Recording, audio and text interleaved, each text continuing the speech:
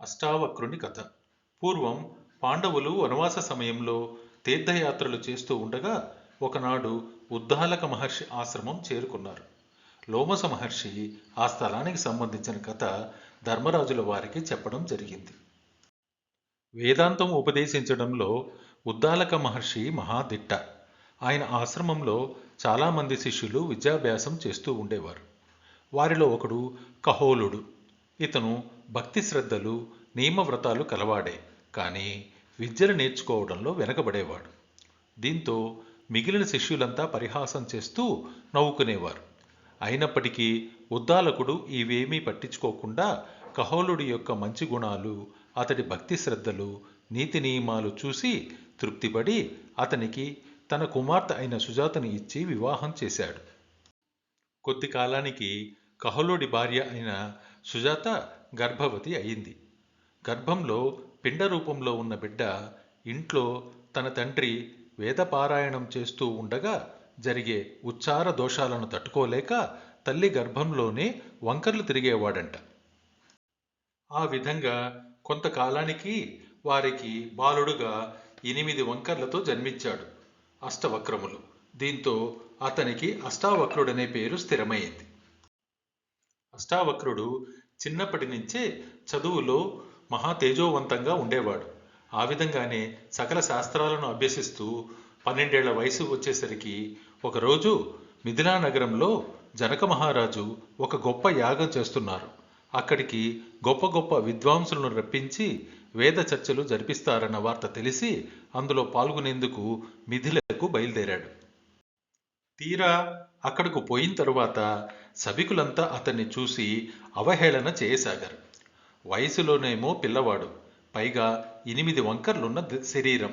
దీంతో చిన్న బుడతడివి, ఎందుకిలా కబుర్లు చెప్తావు పో అన్నారు. అందుకు జవాబుగా అష్టావక్రుల వారు, పెద్దరికానికి ప్రమాణం తల నెరవడం, వయసు రావడం, 10 మందితో కలిసి తిరగడం కాదు. వేదాంగాలు చదివి సారం గ్రహించి అందులోని అంతర్ధారలు ఎవడైతే గ్రహిస్తాడో వాడే పెద్దవాడు. కనుక నన్ను వేదగోష్ఠిలో పాల్గొననివ్వండి అని అడిగాడు. ఈ విషయం తెలుసుకున్న జనకుల వారు అష్టావక్రుని పిలిపించుకుని ఇలా అన్నారు: మా పండితులందరూ మహావిద్వాంసులు. వారు వాదం ప్రారంభిస్తే ఒక జ్ఞాన సముద్రంలో మునిగి తేలుతున్నట్లే ఉంటుంది. అటువంటి వారితో వాదించాలనే కోరిక నీకెందుకు కలిగింది బాలక? ఓడిపోతే నిన్ను సముద్రంలో తోసేస్తారు తెలుసా అన్నాడు.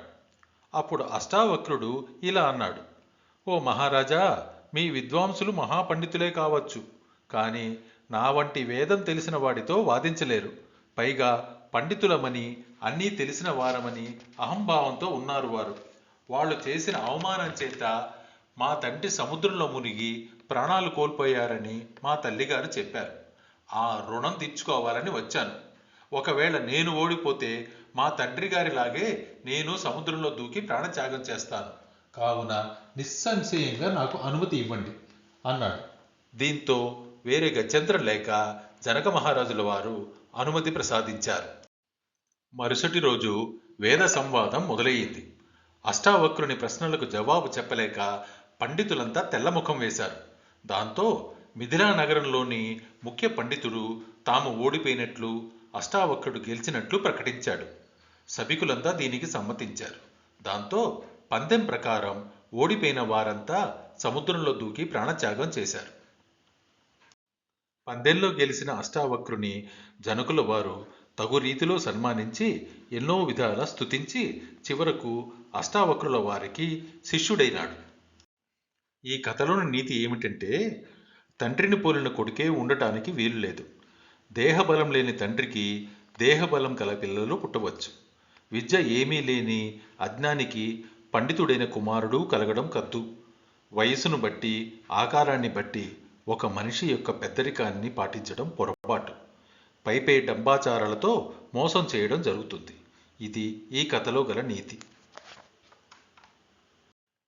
ఈ కంటెంట్, నా ప్రజెంటేషన్ మీకు నచ్చితే దయచేసి సబ్స్క్రైబ్ చేసుకుని లైక్ చేయండి. అదేవిధంగా బెల్ ఐకాన్ నొక్కడం ద్వారా నా పురాణ కథలన్నీ మీకు నోటిఫికేషన్ రూపంలో ముందుగానే తెలియజేయబడతాయి. అదేవిధంగా మీ అభిప్రాయాన్ని కమెంట్ రూపంలో కూడా వెలువరిస్తే నాకు సహాయకారిగా ఉంటుంది. నమస్తే.